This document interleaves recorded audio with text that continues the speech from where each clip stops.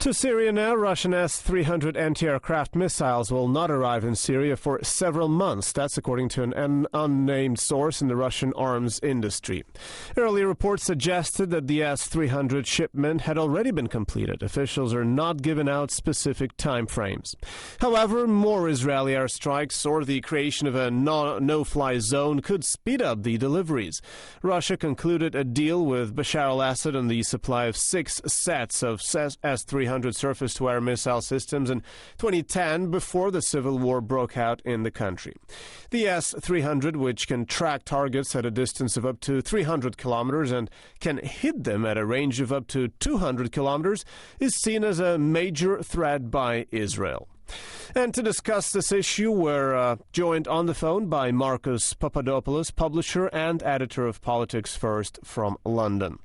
Hi, Mr. Papadopoulos. Thanks very much for joining us. Now, first of all, with this embargo over and as Israel and Assad exchanging those threats on retaliation, what kind of chaos are we in for next week? Well, I think it's important, just for the sake of your audience, to clarify something.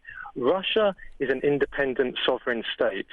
Syria is an independent sovereign state. And Syria is a military client of Russia, no different to how Saudi Arabia, which is the leading exporter of Islamic extremism to the world, is a military client of America.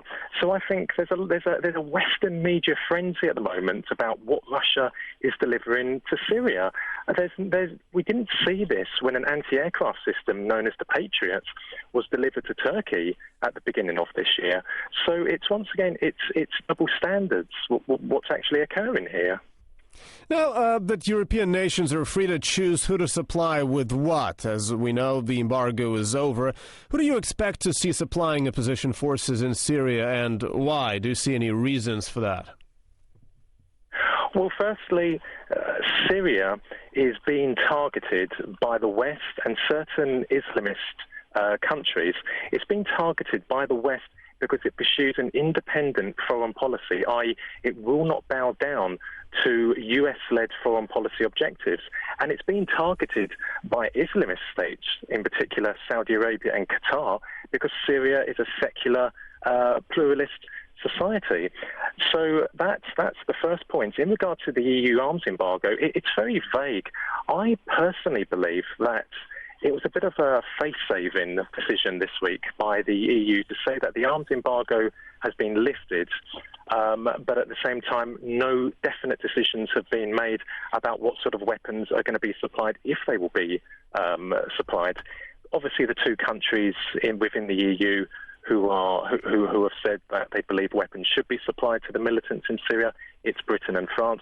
But against that, we have the Czech Republic, we have Sweden, and we have Austria. And also this week, Germany made it very clear that they, under no circumstances, will they supply military weapons to the militants in Syria. And still, as you've mentioned, there are countries that are, well, at least they hold this possibility of potential supplying weapons to the Syrian rebels. So I'm curious whether you see any link between Russia supplying weapons to the Assad regime and European countries possibly supplying weapons to Syrian rebels. Well, Russia currently has existing defense contracts with Syria, and the emphasis should be on existing and defense contracts. The S-300 system, it could have been delivered prior to the outbreak of the war. It could have been delivered this year. It might not be delivered into the autumn. I think different people are saying different things, and we have to remember that military supplies to a country, they're not made public. They're not made known to people. The S-300 could be in Syria already. It might not be. It could be on the way there. But what we have to remember is that Russia believes that Syria is facing a threat, an external threat, and the S-300 system, it's an air defense system. It's not an offensive system. It's not an aggressive system. So those countries that are kicking up a fuss about it, for example, Israel, the question that needs to be asked is this: why do they feel threatened by an air defense system? They will only be threatened, however, the Israelis, if they've got plans for air attacks against Syria. So that's a question that really needs to be put to Israeli politicians and politicians in the West, principally America. But would you agree with Russia, who says that probably the supplies of S-300 would somehow prevent a possible military operation, possible intervention in Syria? Yeah. Well, I mean, according to most military analysts, the S-300 system is the most potent, the most lethal anti-aircraft, anti-ballistic missile system in the world. So if NATO, if Israel have got plans for an air attack against Syria, if they have plans for a no-fly zone in Syria, presumably northern Syria, then of course it could shelve those plans. However, a surprise strike by Israel, for example, potentially because it's a surprise strike, it could get past the S-300, but that's because it's the element of surprise there. However, a long concerted air campaign, loses the elements of surprise. So I think Russian politicians, Russian experts and military experts around the world, I think they are sound when they say that if Israel does have plans for an air campaign against Syria, the S-300 poses a formidable challenge to such plans, which, of course, I must add, would be illegal and contrary to international law. And what's your assessment, sir, when those airstrikes could actually start? Is this a matter of days or weeks? From the start of the conflict in Syria, spring 2011, I've said continuously, I don't believe we will see Western military intervention. I think that the West has been supplying weapons to the militants, but I certainly don't think we'll see boots on the ground, so to speak, Western boots on the ground in Syria. I don't still think there will be a no-fly zone enforced. Simply because Syria, it's not Libya. Syria has a very, very powerful military and, of course, an excellent air defense system.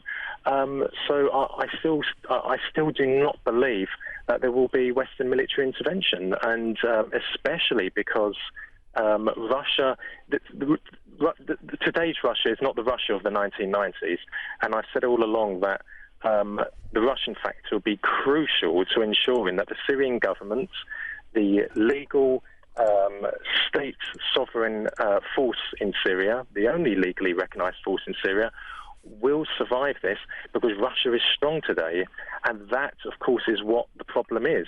I believe if it wasn't for Russia, if Russia was on its knees as it was in the 1990s, then very possibly there could be Western military intervention.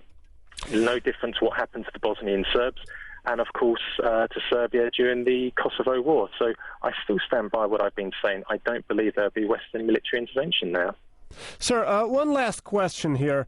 What do you think? How would you comment on the opinion that supplying weapons to Syrian rebels actually forces or makes it more possible for the Assad regime to start talks with the opposition? Well, the first thing I would say to that is that supplying the militants in Syria is actually illegal. It's contrary to international law. The only legitimate force in Syria which is allowed to carry weapons is the Syrian Arab Army and the Syrian police force. So that's the first thing I'd like to say on that. But secondly, will it force President Assad to the table? Well, I don't think we should be thinking like that. We should be thinking about ordinary Syrian civilians. These are the people that have been tremendously suffering over the last 2 years. So I think it's absolutely deplorable for Western politicians to sit in their comfortable offices, in their comfortable, peaceful capitals, and say we're going to pour more weapons into a conflict to get President Assad to do this and do that, simply because we are pursuing geostrategic objectives. I think that's absolutely disgraceful. I think it's immoral, and it really does epitomise what Western foreign policy is all about. And also with the Syrian National Coalition, which is based in Turkey, it's all very well for them to talk about the Syrian people as if they have a monopoly over that term, but they're completely immune from the suffering of the Syrian people. So the fact that they are the political wing of the self-styled Free Syrian Army, that they keep on asking for military support from the West, for military intervention, for more weapons to go into the conflict, well, they're hardly representing the Syrian people when they know damn well that it's going to be Syrian people that will be suffering. More and more people will die and will suffer, and the ones that survive will be scarred for life. Thanks a lot, sir. That was Marcus Papadopoulos, publisher and editor of Politics First from London.